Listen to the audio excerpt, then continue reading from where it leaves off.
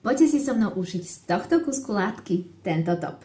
Túto látku som dostala od mojej kamošky, je to autorská potlač na lane a venovala mi ho práve preto, pretože pri tlači tu vznikli takéto fľaky. Tých fliačkov je 1, 2, 3, 4, 5. Látku si treba najprv ožehliť.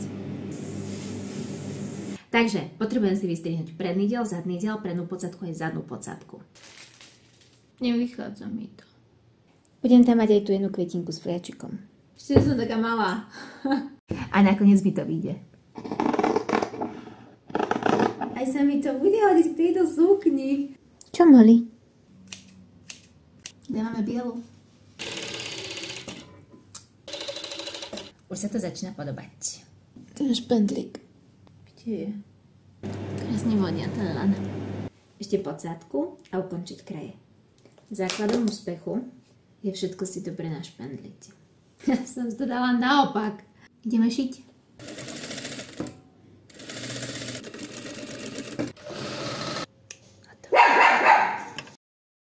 To je na svete.